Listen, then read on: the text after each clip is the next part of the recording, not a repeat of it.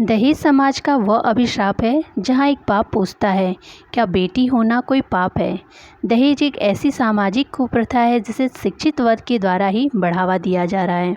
भारतीय कानून के अनुसार दहेज लेना और देना दोनों ही अपराध है, लेकिन भारत में आज भी 97% शादियों में दहेज लिया और दिया जाता है। तो फ्रेंड्स, आज की जो कहानी है, कहानी का नाम है पश्चाताप, जो कि दहेज पर आधारित है। तो चलिए इस कहानी को सुनते हैं और कहानी स्टार्ट करते हैं। कहानी पसंद आए तो वीडियो को लाइक, शेयर एंड चैनल को सब्सक्राइब जरूर कीजिएगा। नहीं सूरज, तुम कई दिनों से अवकाश पर थे। इधर से निकल रहा था तो सोचा मिलता चलूं। क्या बात है, कुछ परेशान दिख रहे हो? मैंने सूरज को आश्वस्त करते हुए पूछा। क्या बताऊं सर, पत्नी की अस्वस्थता ने मुझे तनावग्रस्त कर दिया है। अब आपसे क्या छुपाना। डॉक्टर कहते हैं मेरी पत्नी अवसाद से ग्रसित है। इनके जीवन में एक ऐसी घटना घटित हुई जिसने इन्हें प्रभावित किया है। तभी से इनके अंदर उदासी, निराशा, अपराध बोध और स्वयं के प्रति घृणा उत्पन्न हो गई है। सूरज ने पूरा विवरण बताया। कहीं ऐसा तो नहीं कि इनके अचेतन में कोई अंतर्द्वंद हो जिसके कारण ये अवसादग्रस्त हो गई हैं। मैंने कुछ और जानने की चेष्टा की। सर, इनकी मानसिक स्थिति के लिए उत्तरदायी दुर्घटना को तो मैं जानता हूँ। अब आपसे क्या छुपाना। बात यह है कि जब इनका विवाह, सूरज इसके आगे कुछ कहता इससे पहले ही उनकी पुत्री ने किसी कार्यवश उन्हें अंदर बुला भेजा। सर, मैं अभी आया, तब तक आप यह एल्बम देखिए। मुझे एल्बम थमाते हुए सूरज भीतर चला गया। मैं तस्वीर देखने लगा। पहले ही कुछ तस्वीर संभवतः सूरज के बचपन और परिवार वालों की थी। बाद की तस्वीर सूरज के विवाह की थी। मुझे उन तस्वीरों में से कुछ जगह न जाने क्यों परिचित सी लगी। एक फ़ोटो जिसमें बारात किसी मंदिर के प्रांगण में रुकी थी, उसको देखकर लगा कि मैं पहले भी इस स्थान पर जा चुका हूँ। फिर द्वारचार के समय का फ़ोटो देखते तो मैं हैरान रह गया, क्योंकि ऐसी ही एक तस्वीर जो मेरे पास भी है। मैं अभी इस सोच में था कि सूरज वापस आ गया और जलपान के लिए आग्रह करने लगा। मैंने बात पुनः प्रारंभ कर दी। हाँ सूरज, तुम कुछ कह रहे थे कि विवाह। सर, मेरी पत्नी का अंतर्द्वंद उसके विवाह के कारण उत्पन्न हुआ है। यही कारण है कि विवाह से जुड़ी किसी भी विषय पर विचार विमर्श करते ही वह असहज हो उठती है। जानते हैं इस बार क्या हुआ? मेरी उत्सुकता और बढ़ गई। सर, मेरी बेटी विद्या के विवाह की बातचीत चल रही है, किंतु वे लोग एक मोटरसाइकिल को लेकर विवाह को टाल रहे हैं। मेरा इतना सामर्थ्य नहीं, और जिस दिन से मेरी पत्नी रमा ने यह बात सुनी है, उसी दिन से वह असहज हो उठी है। बस एक ही बात उसके मन मस्जिद में छाई हुई है। कहती है जैसे मेरा विवाह टूट गया था, वैसे ही विद्या का विवाह भी नहीं होगा। तुमने समझाने की चेष्टा नहीं की। समझाने से ही समस्या सुलझ जाती तो फिर क्या बात थी। सूरज बिल्कुल हताश निराश लग रहा था। नहीं सूरज, हताश ना हो और कार्यालय की कार्यों की भी चिंता न करो। पहले रमा की उचित देखभाल करो। मुझे अपना बड़ा भाई समझना। अधिकारी तो मैं केवल ऑफिस में हूँ। मैंने सूरज को साहस दिया और फिर घर वापस आ गया। घर लौटकर हृदय में एक बेचैनी थी। सूरज के विवाह स्थल की फ़ोटो ने मुझे उद्वेलित कर दिया था। मन में उठे संदेह की पुष्टि के लिए मैंने भी अपनी पुरानी तस्वीर को निकाला, जो मेरे दुखद वैवाहिक जीवन के प्रारंभ और अंत की मूक साक्षी थी। और मेरा संदेह सच में बदल गया, क्योंकि सूरज के विवाह की तस्वीर ठीक उसी स्थान की थी जहां वर्षों पूर्व मैं दुल्हा बनकर गया था। किंतु होनी को तो कुछ और ही मंजूर था। मैं उन तस्वीर में डूबता चला गया और मेरे सम्मुख आज से 24 वर्ष पुराना दृश्य मानो पुनर्जीवित हो उठा। द्वारचार के लिए मैं पीढ़े पर बैठा था। पंडित जी विभिन्न मंत्रोच्चार किए जा रहे थे। रात 10 बजे वैवाहिक कार्यक्रम के लिए दोनों पक्षों के लोग आंगन में जुटे थे। जब कन्यादान के लिए कन्या को बुलाए जाने की बात हुई, एकाएक मेरे फूफा जी ने मेरे बाबूजी के कान में कुछ कहा और बाबूजी ने कार्यक्रम के बीच में ही रोककर कहा, शर्मा जी, विवाह पूर्व ही तय हुआ था कि मोटरसाइकिल भी उपहार में दी जाएगी, पर लगता है आप वो बात भूल रहे हैं। मेरे बाबूजी ने अपनी निर्लज्जता और लोभ दोनों एक साथ प्रकट कर दिए। मिश्रा जी, परिस्थितियों के कारण अभी कुछ नहीं कर पाया हूँ। किंतु वचन दिया है तो अवश्य पूरा करूँगा, विश्वास कीजिए। गौने में अवश्य दे दूँगा। कन्या के पिता ने अत्यंत ही दयनीय और कातर वाणी से अनुरोध किया, किंतु मेरे बाबूजी अपनी ही हृदय की जिद पर अड़े थे। बात बढ़ती गई। मुझे आदेश दिया गया कि विवाह की वेदी से उठकर बाहर आ जाओ। मैं हिचकिचाया, कुछ कहना चाहा, किंतु उस सनक ने मानो बाबूजी को शैतान बना दिया था। बलपूर्वक मुझे मंडप से बाहर कर दिया गया। एक बार मान मनोबल का प्रयास फिर हुआ, किंतु व्यर्थ। बाबूजी ने आदेश दिया कि बारात वापस जाएगी। उनके इस अशोभनीय निर्णय के प्रति मैं न जाने क्यों कोई प्रतिरोध नहीं प्रकट कर पाया। बारातियों ने भोजन बीच में छोड़ दिया। तंबू का नाद उखाड़े जाने लगे। बैंड वाले सहमकर ढोल नगाड़े समेटने लगे। लोग अपने अपने सामान को समेटने लगे और क्षण भर में सारा दृश्य ही परिवर्तन हो गया। जहाँ पर मंगलगान, नाच गाना, खाना पीना, वहाँ पर पल भर में ही हाहाकार मच गया। कन्या के पिता कभी मेरे चरणों पर तो कभी बाबूजी के पैरों पर अपना मस्तक पटकते रहे, किंतु कोई परिणाम न निकला। मुझसे कहने लगे, बेटा तुम ही समझाओ बाबूजी को, मैं अपना वचन अवश्य पूरा करूँगा। मेरी प्रतिष्ठा और लड़की के जीवन को इस प्रकार तिरस्कृत और अपमानित होने से बचा लो। मैं कुछ कहता इसके पूर्व ही मेरे बाबूजी ने किंचित क्रोधित होकर टोका, तय कर लो किसकी प्रतिष्ठा रखनी है, अपने बाप की या उसकी, जो अभी तुम्हारा कुछ नहीं है। मेरी प्रतिष्ठा रखना चाहते हो तो कार में बैठ जाओ। मैं यंत्र चालिक सा जाकर कार में बैठ गया। रात में ही बारात वापस लेकर बाबूजी यूं लौट रहे थे मानो कोई प्रबल शासक किसी छोटे से राज्य का रौंद कर वापस जा रहा हो। वापसी की यह यात्रा मैंने घोर मानसिक सन्नाटे में पूरी की। क्या होगा उस लड़की का, कौन विवाह करेगा उससे? मैं अपने बाबूजी के सही अमानवीय निर्णय का विरोध क्यों नहीं कर सका? मस्तिष्क में विचारों का ज्वार भाटा चल रहा था। मेरी कल्पना में अपनी वैवाहिक त्रासदी का एक एक दृश्य बार बार कौंधता रहा। सोचता था उस घर के लोगों पर क्या बीत रही होगी। मेरे बाबूजी के मिथ्यो दम्भ ने उस परिवार को इस प्रकार अपमानित किया कि निर्जीव मोटरसाइकिल की मांग को मनवाने के प्रयास में एक सजीव नारी की मांग को सुनी छोड़ आए। क्या बीत रही होगी उस युवती पर, कहीं वो आवेश में आत्महत्या न कर बैठे। इस विचार मात्र से ही मैं सिहर उठा। एक बार सोचा कि मैं अकेले ही जाऊं और उसे अपनी पत्नी बनाकर लाऊं, किंतु अंतर्मन ने टोका, लोग क्या कहेंगे।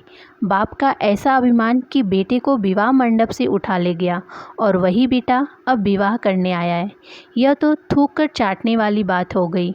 कहीं कन्या पक्ष के लोगों ने मुझे अपमानित कर वापस भेज दिया तो? रात को भोजन भी नहीं किया।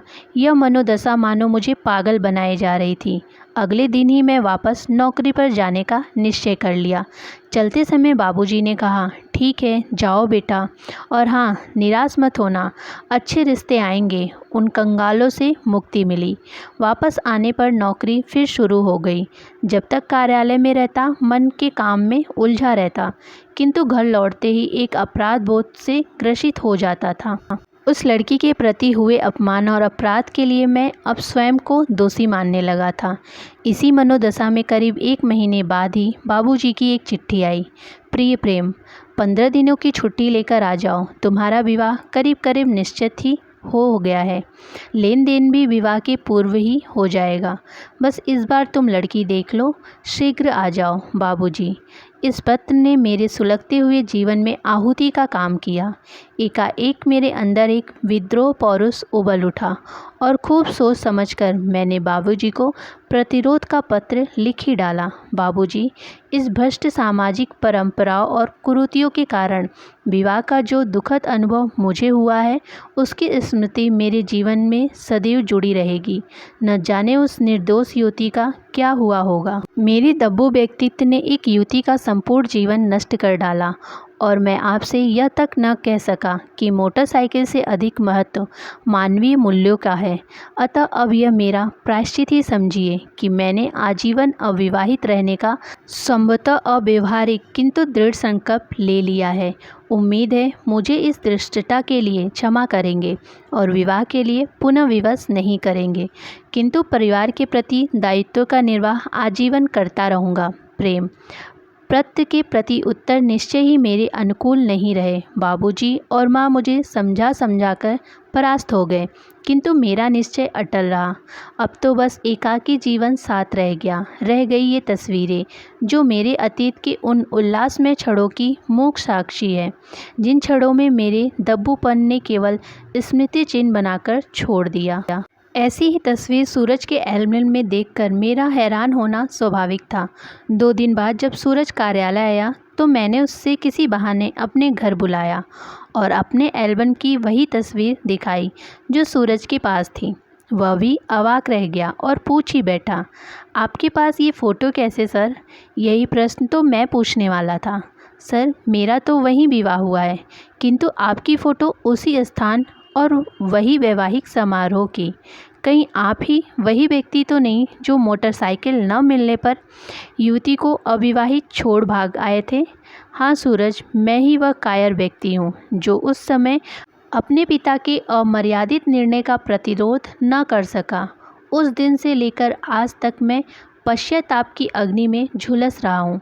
केवल इतना ही कर सका कि आजीवन अविवाहित रहने का निर्णय कर लिया है।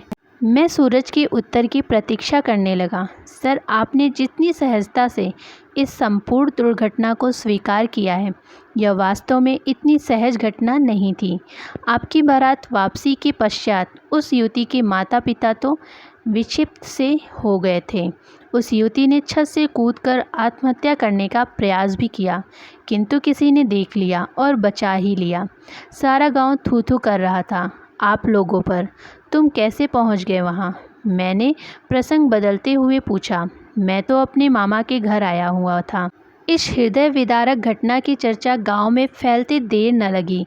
मैं भी वहां पहुंच गया, पूरी बात जानने और उसे घर के सदस्यों के दुख दर्द को देखकर न जाने किस प्रेरणा से प्रेरित होकर मैंने स्वयं को विवाह के लिए प्रस्तुत कर दिया। मेरे मामा हैरान हुए, किंतु मैंने कहा, मामा जी, मैं कोई अपराध नहीं कर रहा हूँ। मुझे पूरा विश्वास है कि मेरे माता पिता इस निर्णय से अप्रसन्न नहीं होंगे। फिर मैं वयस्क हूँ, परिपक्व हूँ। मैंने उस लड़की से केवल इतना ही कहा कि जीवन पर्यंत तुम्हें सुखी रखने की चेष्टा करूँगा। उसने मेरी बात सुनी और बोली, इस दुख की घड़ी में आपने हमारे परिवार का साथ दिया, इसीलिए मुझे विश्वास है कि आप मुझे छलेंगे नहीं। यही उसकी सहमति का संकेत था। फिर विवाह हुआ। सब कुछ पूर्व तक केवल आपकी जगह मैं था, लेकिन उस घटना का रमा के मस्तिष्क पर ऐसा विपरीत प्रभाव पड़ा कि वह विवाह से जुड़ी किसी भी प्रसंग के सामने आते ही वो असहज हो उठती है। विद्या मेरी बेटी के विवाह में लड़के वालों ने मोटरसाइकिल की मांग पर अड़े हुए हैं। इस बात को भी रमा अपने विवाह से जोड़ लेती है और हताश की दशा में बार बार कहती है कि विद्या का विवाह भी उसी के विवाह की तरह अपमानजनक ढंग से टूट जाएगा। अच्छा, यह बात है, तुम उनसे कह दो कि रमा के विवाह की पुनरावृत्ति न होगी, विद्या का विवाह अवश्य होगा। मैंने मन ही मन एक ठोस निर्णय ले लिया था। सूरज जब जाने लगा तो मैंने उससे निवेदन किया कि वह रमा को मेरे बारे में न बताए और साथ ही विद्या के होने वाले ससुराल का पता भी पूछ लिया। दूसरे दिन मैंने उस स्थान का पता लगा लिया जहाँ विद्या का होने वाला पति काम करता था। मैंने उससे भेंट की और आवश्यक कार्य के बहाने उसे एक होटल में ले गया। हम दोनों एक दूसरे के लिए अपरिचित थे। मैंने अपने परिचय दिया और अपने विवाह से जुड़ी दुर्भाग्यपूर्ण घटना के बारे में बताया। फिर सूरज के साहस भरे निर्णय के बारे में भी बताया। अतः मैंने उससे मिलने का उद्देश्य भी स्पष्ट किया।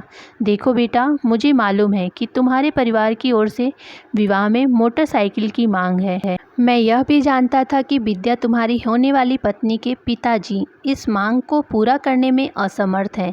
दहेज की इस कुरीति को नष्ट करने में तुम्हारे जैसे युवाओं के पहल की आवश्यकता है। लेकिन अंकल, मैं अपने विवाह के बारे में अपने ही मुँह से यह बातें अपने पिताजी से कैसे कहूँ? आज से 24 वर्ष पूर्व यही मानसिकता मेरी भी थी बेटा। मैं अपने बड़ों से बात करने का निर्णय न ले पाया और आज तक पश्चाताप की आग में झुलस रहा हूँ। उस समय सूरज ने जो निर्णय लिया, उस निर्णय पर आज भी सूरज को गर्व है। क्या तुम नहीं चाहोगे कि तुम भी अपने आज के निर्णय पर कल गर्व से मस्तक ऊंचा कर सको और समाज के एक उदाहरण प्रस्तुत कर सको? बेटा, मैं अपने जीवन भर के अनुभव का निचोड़ तुमसे कह रहा था। अपने बाबूजी को समझाओ और फिर भी तुम लोग मोटरसाइकिल का मोह नहीं छोड़ सकते तो मैं तुम्हें 50,000 रुपये का चेक दिए जा रहा हूँ, खरीद लेना। यह मेरे लिए तो प्रायश्चित का एक अवसर है, लेकिन कभी कभी मनुष्य को पश्चाताप और प्रायश्चित का अवसर भी नहीं मिल पाता। कहीं मेरी तरह तुम्हें ईश्वर तुम्हारी सहायता करे। कहते हुए मैंने उससे विदा ली। करीब सप्ताह भर में घोर असमंजस की स्थिति में रहा। क्या वह लड़का अपने बाबूजी को समझा पाएगा? क्या विद्या के विवाह की परिणति भी रमा की तरह होगी? अनेकों अनुत्तरित प्रश्न मस्तिष्क में कौंधते रहे। एक दिन अचानक ही सूरज बड़ा ही खुश होता हुआ मेरे घर आया।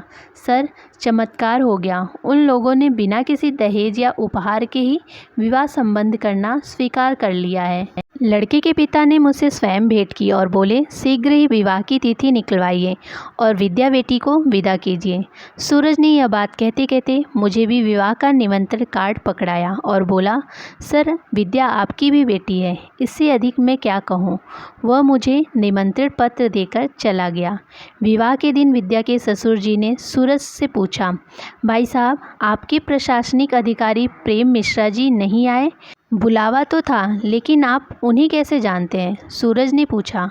इसीलिए कि उन्होंने ही मेरी अंतरात्मा को जगाया। उन्होंने मेरे बेटे से भेंट कर सारी घटनाएं बताईं और यह भी कहा कि अगर तुम्हारे बाबूजी फिर भी अपनी मांग पर अड़े रहें तो यह 50,000 रुपये का चेक उन्हें दे देना।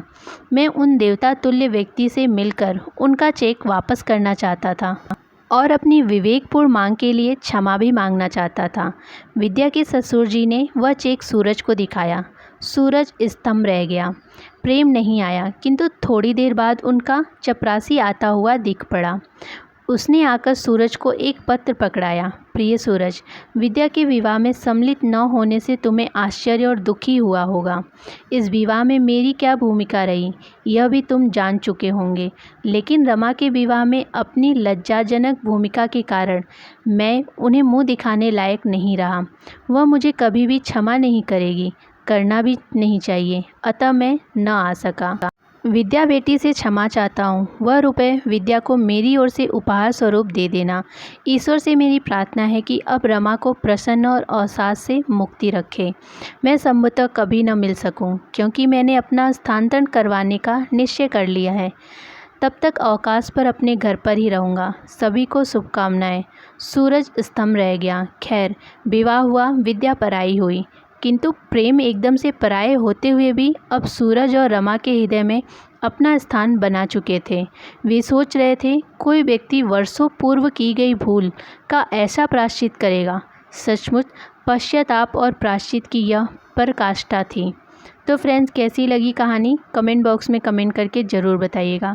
कहानी पसंद आए तो वीडियो को लाइक एंड शेयर ज़रूर कीजिएगा और मेरे चैनल को जल्दी से सब्सक्राइब कर लीजिए, ताकि मैं जो नेक्स्ट वीडियो डालूँ वो आप लोग को मिलता रहे। धन्यवाद।